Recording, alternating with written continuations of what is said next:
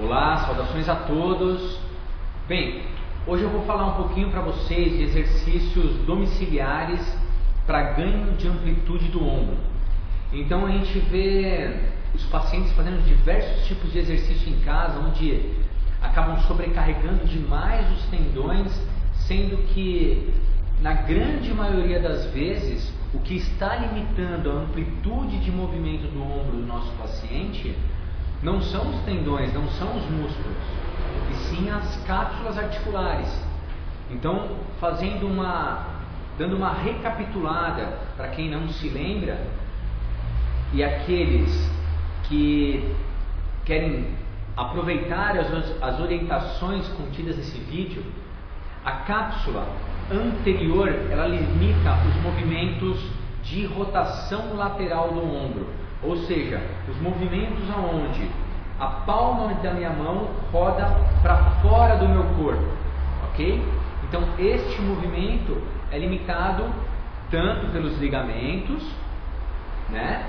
Porém pela cápsula anterior do ombro.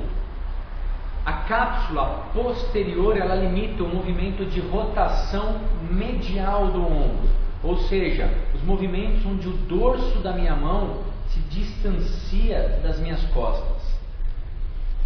E os movimentos de elevação são limitados principalmente quando, não por dor, é claro, por compressão dos tecidos subacromiais, pela cápsula inferior, que limita os movimentos de elevação da glenomeral. Porém, a cápsula inferior, ela tem um componente que também tem influência tanto para a rotação lateral como para a rotação medial, ou seja, a cápsula inferior, ela também pode gerar, retrações dela podem gerar limitações de movimento multidirecionais, ok? Então eu vou dar alguns exemplos de exercícios simples que vocês podem adotar para ser feitos em casa. Bem, pensando primeiramente no movimento de elevação do ombro, eu poderia pensar no exercício onde eu colocaria um bastão, ok? Então um cabo de vassoura, seguro na extremidade distal desse cabo e na ponta dele eu coloco a palma da minha mão. Então eu irei fazer um movimento de elevação do braço até o limite do movimento preservado e volto. Elevação até o limite de movimento preservado e volto. Desde que isto não gere dor para o meu paciente, dor na articulação do ombro, ou por uma tendinopatia, ou uma bursite, compressão dos tecidos moles subacromiais, ok? A forma com que eu irei posicionar a minha mão tem que ser aquela que me traga mais conforto. Então eu poderia ou colocar o meu polegar na extremidade desse bastão e realizar um movimento nesse sentido, que não é um movimento lateral, nem um movimento anterior, é um movimento em diagonal, mais para lateral do que para anterior, o que nós chamamos de scaption, que é um movimento de elevação no plano escapular, que se encontra a 30 graus do plano frontal. Então esse seria o movimento mais fisiológico possível. E de preferência ainda com uma rotação lateral do membro superior. Tá? Para quê? Para a gente tirar a tuberosidade maior do impacto subacromial. Ok? Então esta seria uma forma. Então meu paciente iria realizar em casa um movimento de elevação e volta. Ou com o polegar na ponta, subindo e descendo, ou com a palma da mão, levando até o limite e voltando.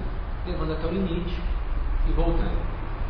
Porém, isso ainda exige uma certa contração muscular, porque eu não consigo fazer a força somente com a minha mão, com o membro contralateral, para levar passivamente o meu braço, o ombro a qual eu estou tratando. Então, uma segunda opção seria utilizar algo onde eu pudesse passar uma faixa, ok? Eu me sento, enrolo primeiramente no braço, do lado do membro que eu vou tratar, o ombro, no caso o ombro direito, e depois do outro lado. Mantenho relaxado o membro que eu irei tratar e somente o membro contralateral irá puxar o membro a ser tratado para cima. Elevo o máximo suportável e volto. Poderia inicialmente estar fazendo uma série de 20 repetições, então 20 movimentos, mantendo o alinhamento da coluna. Então toda a força está sendo gerada pelo membro superior esquerdo que puxa o membro superior direito para cima. Então um movimento totalmente passivo, onde eu não tenho ação de músculos, o que irá promover o quê? Um ganho de extensibilidade da cápsula inferior, ok? Após realizar uma série de 20 repetições, eu posso entrar com movimentos sustentados, onde eu vou manter no limite da amplitude suportável e sustentar por aproximadamente 30 segundos a 1 minuto, retornando à posição inicial. Irei reaplicar o mesmo exercício de 3 a 5 séries. Então o nosso intuito pela manutenção é um ganho da extensibilidade da cápsula inferior, onde eu quero gerar nessa cápsula uma deformação plástica e não uma deformação elástica. Lembrando os conceitos, deformação elástica é aquela que eu deformo o tecido e quando eu volto dessa deformação ele volta ao mesmo comprimento inicial. A deformação plástica não, é aquela onde eu deformo o tecido, sustento por um período um pouco maior e ganho, quando eu solto essa tensão, o tecido ele volta no comprimento já não mais do inicial, mas um pouco além do comprimento inicial. Então eu tenho uma deformação plástica. Esse tecido ele sofre um efeito creep, ok? Bem, então falamos da cápsula inferior, que libera os movimentos de elevação do membro superior. Cápsula posterior, os movimentos onde o paciente quer colocar uma carteira no bolso, para o paciente, para sua higiene, coçar as costas, enfim, os movimentos onde o paciente tem que levar a mão para trás do tronco. Irá usar uma faixa, aonde eu irei posicionar primeiramente a faixa desta maneira na minha mão.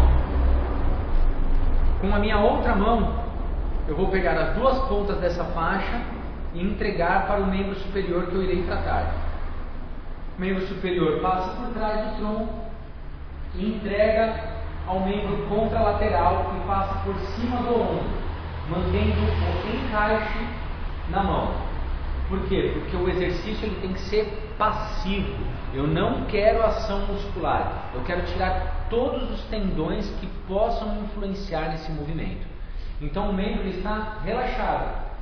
Com a outra mão eu irei tensionar num ponto de conforto. Então aqui seria um ponto de conforto para mim. Vou levar até o limite da amplitude preservada, no meu caso seria por aqui, e volto. Levo até o limite e volto. Levo até o limite e volto. Assim como na técnica anterior, nós iremos repetir esse exercício uma série de 20 repetições, ok?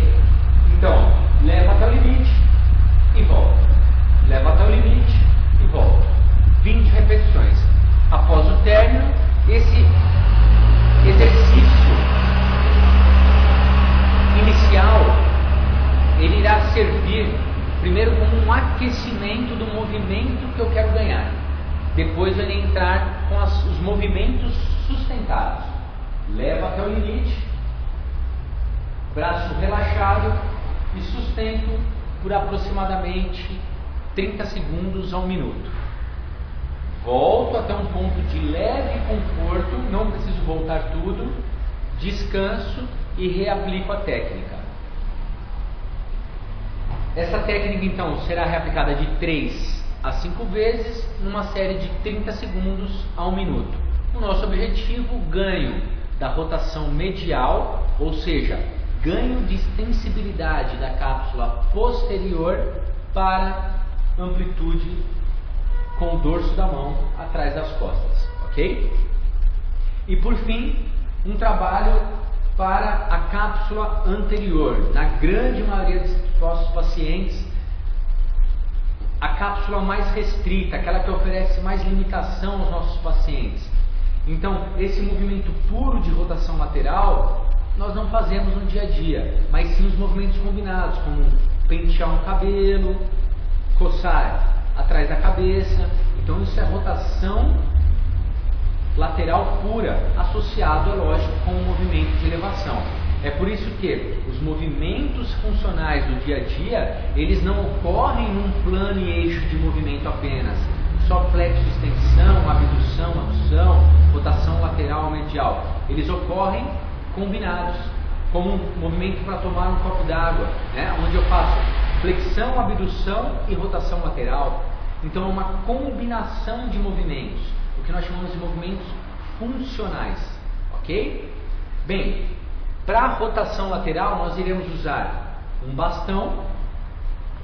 O ideal seria que eu estivesse deitado, né? Então vamos imaginar que eu estou deitado, ok? Com o meu cotovelo apoiado sobre a superfície onde eu estou deitado e o outro cotovelo contra a lateral também. Eu irei apoiar o cabo de vassoura ou do bastão na palma da minha mão e irei relaxar os meus dedos, ok? Com a minha outra mão, eu irei mobilizar lateralmente a mão para fora do meu corpo, mantendo o cotovelo próximo ao corpo. Eu não quero que esse cotovelo esteja colado no meu corpo. Isso nem funcional é para a articulação glenomeral. Então, levemente aberto. Pode ser uma abdução de 30 graus. Porém, quando eu for realizar um movimento de rotação, ele não pode ser neste plano lateral de movimento. Ele tem que acompanhar o movimento diagonal, ok? Para acompanhar o plano e eixo de movimento. Meu braço está a 30 graus de abdução. Então, se eu realizar um movimento simplesmente lateral, na verdade o que está acontecendo aqui é que eu estou estendendo o cotovelo e não que eu estou ganhando rotação lateral, ok? Então, no movimento de rotação lateral, eu levo num plano diagonal superior para acompanhar o plano e eixo de movimento da glenomeral. Então, ombros relaxados, numa posição deitada. Para quê? Para eu tirar toda a ação muscular, porque se eu for fazer esse movimento em pé, eu já tenho ação de bíceps braquial, já tenho ação do músculo braquial, já tenho ação do músculo braquio-radial. Por quê? Meu cotovelo está em flexão. E para ele se manter em flexão, músculos têm que estar ativos para sustentar essa ação contração da gravidade, de flexão de 90 graus do cotovelo.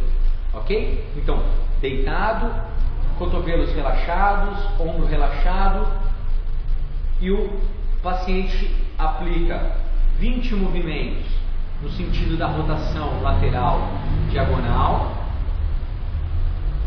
Após realizar os 20 movimentos que vão aquecer a articulação no plano que ele quer tratar, aí se complementa com rotação lateral sustentada, 30 segundos a 1 minuto, descansa. Reaplico a técnica de 3 a 5 séries. Então essas são algumas dicas muito pertinentes e úteis para o dia a dia dos pacientes com limitação da amplitude de movimentos, pacientes com capsulite adesiva de ombro, entre outras lesões. Ok? Bem, inscrevam-se no nosso canal do YouTube, não deixem de colocar suas sugestões, opiniões. É um enorme prazer tê-los conosco. Um grande abraço e até a próxima.